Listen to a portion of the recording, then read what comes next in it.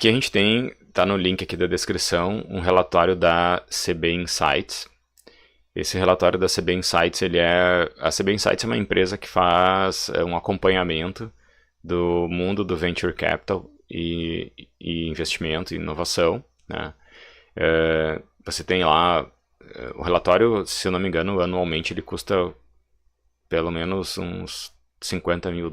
É um negócio bem caro, você ter acesso à plataforma lá para poder fazer pesquisas dentro da plataforma da CB Insights. A gente fica aqui, né, bebendo esses relatórios que a gente recebe em um e outro grupo de WhatsApp. E esse aqui eu recebi e é muito bacana. Esse aqui é realmente muito pesado, tá?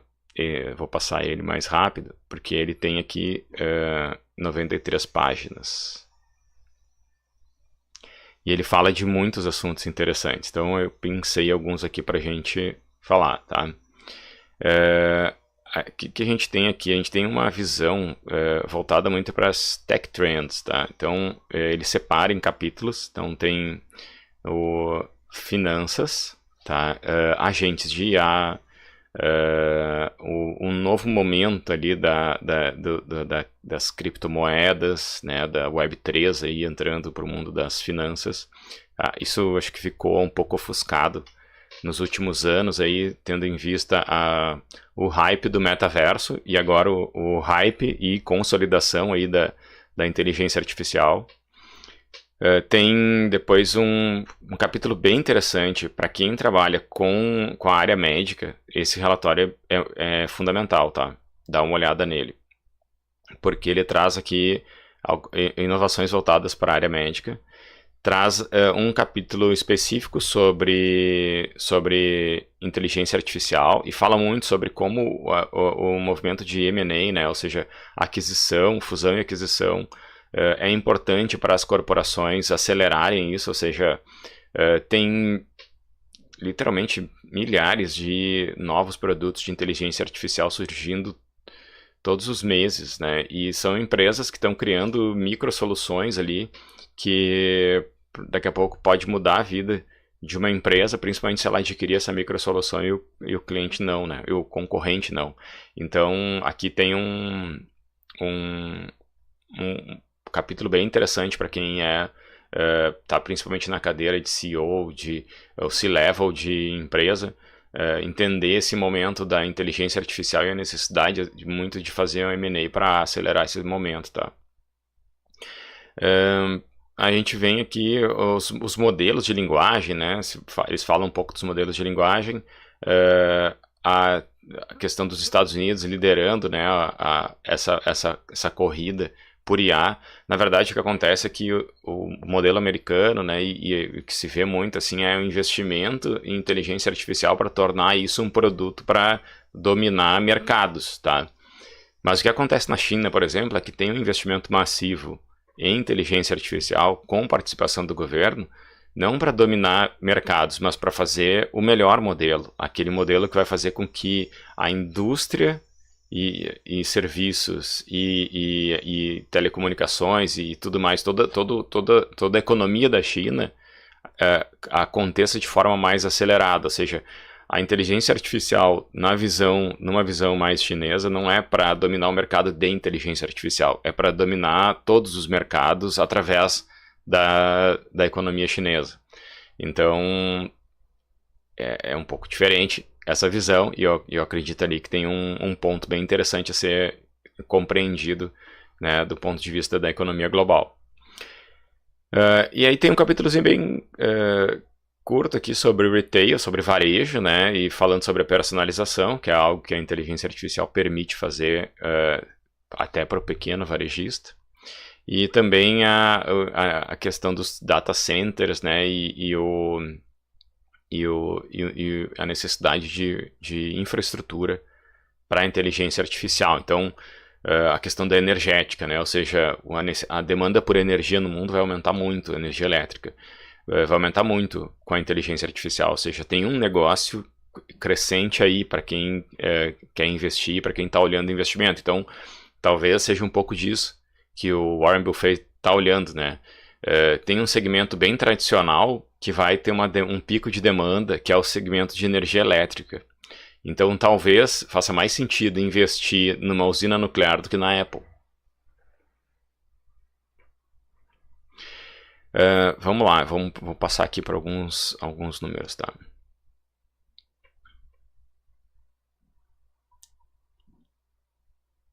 Aqui, ó. Aqui os AI Agents, tá? Que isso aqui é uma especialidade aí da Smart A, tá? A Smart A, ela trabalha com essa infraestrutura aqui, que é os frameworks, né, de desenvolvimento. E olha só, aqui a gente tem alguns frameworks que é o Llama Index, ou seja, tem alguns frameworks que são mais nível global e outros bem desconhecidos, tá? A orquestração de multi-agentes, isso aqui já é num nível bem mais próximo do mercado e do dia a dia do desenvolvedor, e aqui um momento de orgulho nacional, tá? Creo AI é uma empresa brasileira que está aqui nesse relatório, e é uma empresa que acabou de receber um investimento muito alto para sua expansão global, né, entre outros, e aí a gente tem depois algumas coisas específicas, como sintetização de voz, low code, pagamentos e tudo mais, que digamos, vão compondo ali possibilidades de desenvolvimento de agentes. Então, a Smart AI trabalha em cima dessa estrutura aqui de possibilidades, de ferramentas para desenvolver agentes personalizados para as empresas, e também para as estratégias de go-to-market da Bond. Então, dando exemplos aqui, estratégia de go-to-market do cliente da Bond é desenvolver um site de notícias para dominar aquele conteúdo. A Smart AI entra em ação e desenvolve um robô publicador de notícias para a empresa. E aí isso faz com que a empresa consiga dar um salto em termos de desenvolvimento e publicação de notícias à frente dos seus concorrentes muito mais rápido, que estão lá ainda copiando e colando do ChatGPT. Esse robô de publicação de notícias a gente explicou aqui numa live anterior junto com o Adriano. Deixa eu passar aqui e encontrar aqui outro tópico aqui que eu achei interessante, tá? Aqui, ó, isso aqui, ó, stablecoins, tá? Isso aqui é interessante, porque o conceito de stablecoin é um conceito que ainda não está bem difundido. Mas a gente já tem, por exemplo, em ambientes como a Argentina, que é um ambiente muito inflacionado, as pessoas recebendo salários com stablecoin, ao invés de receber em dólar, que na verdade não é permitido no país, né? Você tem que receber em pesos e depois comprar dólares. Tem algumas multinacionais, empresas, startups, empresas mais modernas na Argentina que já pagam o funcionário em stablecoin, e inclusive tem, acho que se não me engano, uma ou duas startups, tipo o Mercado Pago lá na Argentina, que a pessoa pode receber por stablecoin naquela conta e depois utilizar essa stablecoin para fazer pagamentos recorrentes ali como uma carteira, né? Ou seja, fazer o câmbio ali dentro. Então, o que significa? A stablecoin ela é uma cripto que não tem a variação, né, os saltos de variação que tem o Bitcoin, por exemplo. Estou explicando de uma forma bem simples, mas é mais ou menos isso. Então, é como se a pessoa pudesse receber numa outra moeda mais estável do que a moeda do país, tá? E aqui a gente tem um movimento ali de aquisição, né, de empresas baseadas em stablecoin, como por exemplo essa Bridge aqui, que foi adquirida pelo Stripe, que é um dos meios de pagamentos mais populares do mundo hoje.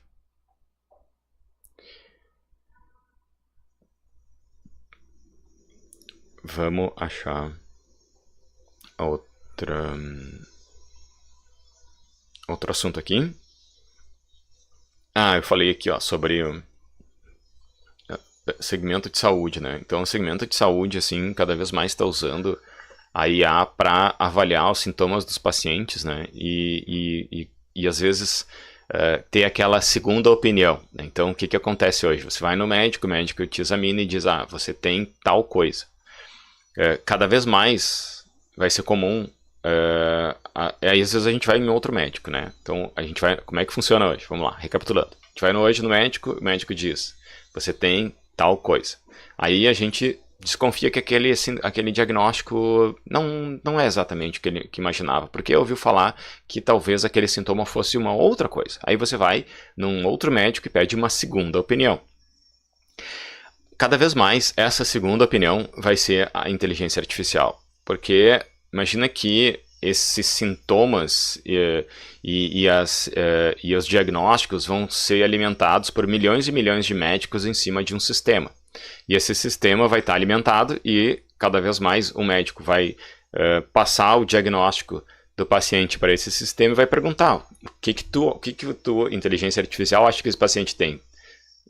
Aí vai vir uma resposta. E o médico ele vai confrontar essa resposta com o que ele de fato acha pela sua experiência. Então a gente está indo para um caminho que cada vez mais a inteligência artificial vai ser uma segunda opinião que o médico mesmo vai pagar para ter. E, obviamente, isso no futuro vai virar uma coisa completamente automática em que a gente vai descrever os nossos sintomas e vai confiar cegamente na inteligência artificial para saber o que a gente tem. Claro que isso tem uma questão lá no futuro, isso é muitos anos à frente, não sei exatamente quantos, mas tudo caminha para isso, né? Para a gente fazer determinados níveis de sintomas, a gente não vai mais consultar de fato um médico real, vai responder perguntas num questionário e a inteligência artificial vai nos devolver a probabilidade dessa ou daquela doença, né? Existe todo um sistema regulatório para proteger os médicos em relação a essa possibilidade, mas é bastante provável que no futuro isso aconteça. Então imagina, né? Imagina que um cara como o Warren Buffett recebe um relatório desse aqui e ele fica pensando assim, cara, onde é que eu tô botando o meu dinheiro? Onde é que eu tô botando o meu dinheiro? Será que eu tô botando o meu dinheiro no lugar certo? Né? Será que eu não deveria investir nessas aqui? Será que eu não deveria investir nessas aqui? Ou seja, tem tantas possibilidades. Olha só a quantidade de empresas validando LLMs, modelos de LLMs hoje no mundo. Olha só, não dá nem para ver direito o tamanho dos ícones aqui. Mas esse é o nível da aceleração do mercado hoje, tá? A gente tem aqui, ó, Foundation Models, tá? Que é onde a OpenAI tá e a Anthropic também, tá? Aqui a gente tem menos concorrentes, mas a gente tem modelos, às vezes até modelos mais específicos. Por exemplo, tem empresas criando modelos de inteligência artificial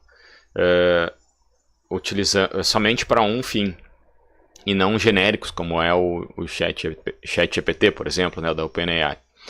Então, esse aqui é uma visão de futuro que deixa a gente bastante ansioso, porque é muita coisa, é muita possibilidade. Né?